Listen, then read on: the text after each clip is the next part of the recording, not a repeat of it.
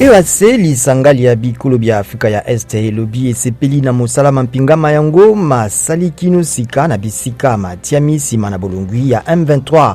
Mokambi ya mampingama EAC General Major Jeff Nyaga atikaki mosala mposo moleki apameli sango ya lokuta pe ndingi ba mercenaire ya bapaya bazalaki kolandalanda ye kopamelaka ye koyokana na M23. Basimba minduki bakodeko babomaki baloni mwambe mokolo moyenga moleki na duvire njalo pe bengi mboka misato ezwami na Jugu na Ituri.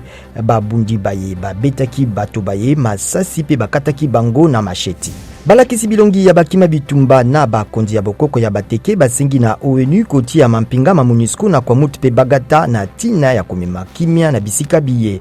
Balobi ete mbula materi ya RDC ekokite kopesa bango kimia. Washington na Brazzaville bazali kopesa maboko na makasi ma ONU na Union Africaine pona kosangisa bakambi ba Libi na mapona mima lombango masengeli kosalima pona mbomoko ya mboka ya Mohamed Kadhafi.